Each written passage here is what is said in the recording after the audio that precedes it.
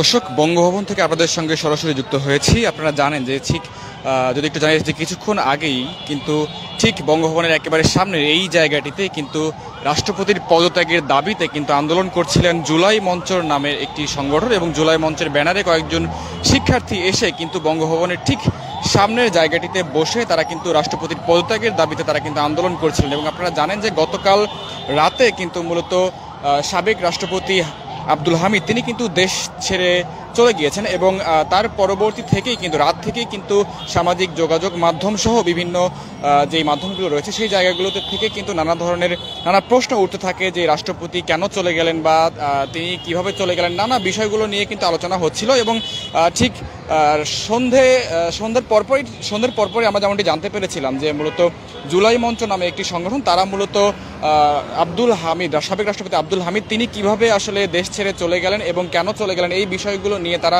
প্রতিবাদ জানিয়ে আসলে একটি বিক্ষোভ মিছিল করবে এমন একটি কথা কিন্তু তারা গণমাধ্যম কর্মীদেরকে জানিয়েছিলেন। কিন্তু ঠিক তার পরপরই মূলত তারা রাজুর ভাস্কর্যে জড়ো হচ্ছিলেন, এবং তার পরবর্তীতে তারা রাজুর ভাস্কর্য থেকে তারা বের হয়ে এসে তারা কিন্তু শাহবাগে যান। এরপরে তারা যখন প্রধান উপদেষ্টার বাসভবন বরাবর যাত্রা শুরু করেছিলেন, তারপরই কিন্তু সেখানে আসলে পুলিশ তাদেরকে বাধা দেয়, এবং বাধা দেওয়ার পরে তারা মূলত ইন্টারকন্টিনেন্টাল হোটেলের সামনে থেকে মূলত তারা একেবারে গুলিস্তান হয়ে কিন্তু যেই বঙ্গভবন রাষ্ট্রপতির বাসভবন তার বাসভবনের একেবারে সামনে এসে তারা কিন্তু অবস্থান নেয়। এবং এখানে কিন্তু তারা রাষ্ট্রপতির পদত্যাগ চেয়ে, অর্থাৎ বর্তমান যিনি রাষ্ট্রপতি রয়েছেন মোহাম্মদ শাহাবুদ্দিন চুপ্পু, তার পদত্যাগের দাবিতে কিন্তু জুলাই মঞ্চ নামে এই সংগঠনটি তারা কিন্তু এখানে এসে রাষ্ট্রপতির পদত্যাগের দাবিতে, অর্থাৎ বর্তমান রাষ্ট্রপতি মোহাম্মদ শাহাবুদ্দিন চুপ্পুর পদত্যাগের দাবিতে কিন্তু তারা কিন্তু নানা স্লোগান দিতে থাকেন। এবং এই মুহূর্তে দেখতে পাচ্ছেন যে বঙ্গভবনের একেবারে সামনে কিন্তু যেই সেনাবাহিনী, বাংলাদেশ সেনাবাহিনীর যে কঠোর একটি অবস্থান কিন্তু আমরা দেখতে পাচ্ছি। এবং কিছুক্ষণ আগেই কিন্তু এই জায়গাটিতে কিন্তু কয়েকজন শিক্ষার্থী এসে তারা কিন্তু নানা স্লোগান দিচ্ছিলেন। এবং আমি যদি একটু জানিয়ে রাখি যে মূলত জুলাই মঞ্চ নামে একটি সংগঠন এসে কিন্তু এখানে নানা স্লোগান দিচ্ছিলেন। এবং দেখতে পাচ্ছেন যে এই মুহূর্তে কিন্তু গণমাধ্যম কর্মীরা যারা রয়েছেন তারাও কিন্তু এসেছেন, কিন্তু মূলত যারা স্লোগান দিচ্ছিলেন তারা কিন্তু এই মুহূর্তে এই জায়গাটি থেকে চলে গিয়েছেন। তবে সেনাবাহিনীর যে কঠোর অবস্থান সেটি কিন্তু আমরা বেশ ভালোভাবে লক্ষ্য করতে পারছি। এবং যদি একটু দেখানোর চেষ্টা করে দেখতে পাচ্ছেন যে বাংলাদেশ সেনাবাহিনীর বেশ বড় একটি টিম কিন্তু এখানে রয়েছে। এবং যখন প্রথম দিকে অর্থাৎ 5ই আগস্টের পরে যখন শাহাবুদ্দিন চুপ্পু, বর্তমান রাষ্ট্রপতি শাহাবুদ্দিন চুপ্পু তার পদত্যাগের কথা যখন উঠছিল, ঠিক তখনই কিন্তু অর্থাৎ তার পরপরই কিন্তু মূলত এই যে সেনাবাহিনীর যে স্পেশাল ফোর্স অর্থাৎ তাদেরকে কিন্তু এখানে বসানো হয়, এবং যে তারকাটাগুলো দেখতে পাচ্ছেন সেই তারকাটাগুলো এখানে বসানো হয়। এবং পরবর্তীতে এই 24 ঘন্টা কিন্তু সেনাবাহিনীর একটি টিম কিন্তু এখানে থাকতো। এবং দেখতে পাচ্ছেন যে সেনাবাহিনীর যে বিভিন্ন সরঞ্জামাদি সেগুলো কিন্তু এখানে রয়েছে। এবং সেই যেই সিকিউরিটি, যেই বঙ্গভবনের যে নিরাপত্তা ব্যবস্থা সেটি কিন্তু তখন থেকেই কার্যকর ছিল, এবং এখন পর্যন্ত আজকে পর্যন্ত কিন্তু কার্যকর রয়েছে। এবং বঙ্গভবনের মতো একটি জায়গা আসলে এই নিরাপত্তা ব্যবস্থাটি কিন্তু আগে থেকে ছিল, এবং সেই নিরাপত্তা কিন্তু এখনও রয়েছে। তবে আজকের যেই ঘটনাটি ঘটেছে, অর্থাৎ সাবেক রাষ্ট্রপতি আব্দুল হামিদের যেই দেশ ছেড়ে চলে যাওয়ার পর থেকেই কিন্তু পুরো বাংলাদেশে কিন্তু বেশ একটি উত্তেজনা ছড়িয়ে পড়ে যে সাবেক রাষ্ট্রপতি আব্দুল হামিদ তিনি আসলে কেন দেশ ছেড়ে চলে গেলেন। তবে যদিও আসলে আমরা বিভিন্ন গণমাধ্যমের যেই সংবাদ, বিভিন্ন গণমাধ্যমের সংবাদে আমরা আসলে যেমনটি জানতে পেরেছি যে আসলে তার শারীরিক অবস্থা খুব একটা ভালো ছিল না। এবং একটি বিশেষ সংবাদ মাধ্যমের মাধ্যমে আমরা আরও জানতে পেরেছি যে মূলত তার শারীরিক অবস্থা এতটাই খারাপ ছিল যে তাকে আসলে তিনি আসলে দেশে চিকিৎসা নেওয়ার তিনি আসলে দেশে চিকিৎসা নিতে তিনি আসলে দেশে চিকিৎসা নেওয়ার জন্য তিনি মোটেও স্বস্তি বোধ করছিলেন না, এবং তিনি নিরাপত্তা ঝুঁকিতে ছিলেন, যার কারণে তিনি মূলত গতকাল রাতে আসলে তিনি কিন্তু দেশ ছেড়ে চলে যান। এবং চিকিৎসাজনিত কারণে, মূলত চিকিৎসা নেওয়ার জন্যই তিনি মূলত আসলে দেশ ছেড়ে চলে গিয়েছেন এমন একটি কথা কিন্তু মূলত আমরা শুনেছিলাম এবং গণমাধ্যম মারফত কিন্তু আমরা জানতে পেরেছিলাম।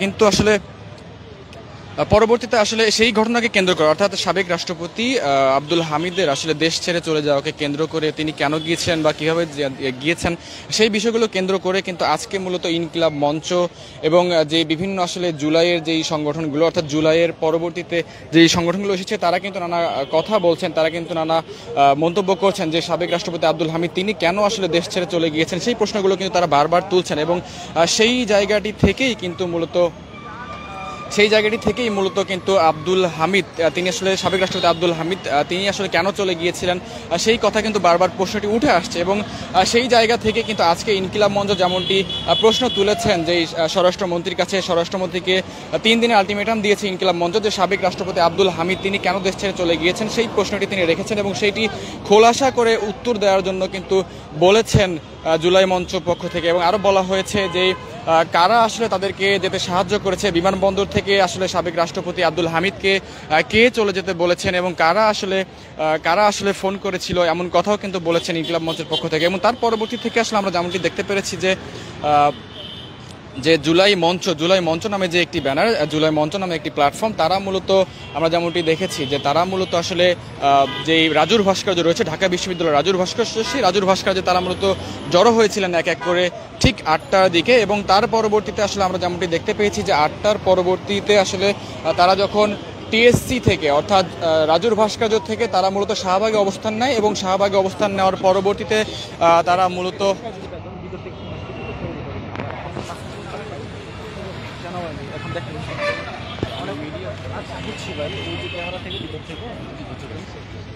দর্শক তো যেমনটি জানাচ্ছিলাম যে মূলত এখান থেকে আসলে মূলত সবাইকে সরে যেতে বলা হচ্ছে। আমাদের কিছুক্ষণ আগে আসলে আইন শৃঙ্খলা রক্ষাকারী বাহিনীর পক্ষ থেকে এসে বলা হলো যে রাষ্ট্রপতির বাসভবনের সামনে থেকে চলে যাওয়ার জন্য। তো একটু জানিয়ে রাখি যে মূলত তারা যখন জুলাই মঞ্চ নামে যারা ছিলেন তারা মূলত সকাল সন্ধ্যা 8টার পরবর্তী তারা মূলত রাজুর ভাস্কর্যে অবস্থান নেয় এবং রাজুর ভাস্কর্যের পরবর্তী থেকে রাজুর ভাস্কর্য থেকে তারা মূলত শাহবাগে অবস্থান নেয় এবং শাহবাগ থেকে তারা প্রধান উপদেষ্টার বাসভবন বরাবর যাত্রা শুরু করেন। এবং তার পরবর্তীতে মূলত তারা একেবারে যে বঙ্গভবন রয়েছে বর্তমান রাষ্ট্রপতির বাসভবন মোহাম্মদ শাহাবুদ্দিনের যে বাসভবন, সেই বাসভবনের সামনে এসে অবস্থান নেয় এবং পরবর্তীতে কিন্তু এখানে বেশ খানিকটা উত্তেজনা ছড়িয়ে পড়ে। অর্থাৎ তার পরবর্তী থেকে আমরা যেমনটি দেখতে পাচ্ছিলাম যে সেনাবাহিনীর যে বিশাল একটি টিম তাদেরকে মূলত এখানে নিরাপত্তার দায়িত্ব দেওয়া হয়েছে এবং নিরাপত্তাজনিত যে বিষয়গুলো সেটা কিন্তু সেনাবাহিনী দেখছেন। এবং প্রথমে আসলে 5ই আগস্টের পরে আসলে বাংলাদেশ সেনাবাহিনীর যে টিমটি ছিল সেই টিম কিন্তু এখনও রয়েছে এবং তারা কিন্তু বঙ্গভবনের যে নিরাপত্তা সেই নিরাপত্তার দায়িত্ব কিন্তু তারা পালন করছেন। এবং যদি জানিয়ে রাখি যে জুলাই অভ্যুত্থানের পরবর্তীতে রাষ্ট্রপতির পদত্যাগ নিয়ে কিন্তু বেশ কয়েকবার আন্দোলন হয়েছে। তবে আজকে আসলে যখন সাবেক রাষ্ট্রপতি যখন দেশ থেকে চলে গিয়েছেন তখন আসলে বর্তমান রাষ্ট্রপতির পদত্যাগের দাবিতে কিন্তু আসলে এইখানে কিছুক্ষণ আগে কিন্তু জুলাই মঞ্চ নামে যে একটি প্ল্যাটফর্ম তারা এসে মূলত এখানে নানা স্লোগান দিচ্ছিলেন এবং রাষ্ট্রপতির পদত্যাগের দাবি করছিলেন। দর্শক আমরা বঙ্গভবনের সামনে থেকে আপনাদের সঙ্গে সরাসরি যুক্ত ছিলাম। আমরা ক্ষণে ক্ষণে আপনাদের সঙ্গে যুক্ত হবো এবং দেশের সকল খবর সবার আগে পৌঁছে দেওয়ার চেষ্টা করবো। এতক্ষণ আমাদের সঙ্গে যুক্ত থাকার জন্য সবাইকে ধন্যবাদ জানাচ্ছি। For more updates, follow us on Facebook, subscribe our YouTube channel, get the latest update on www.daily-sun.com.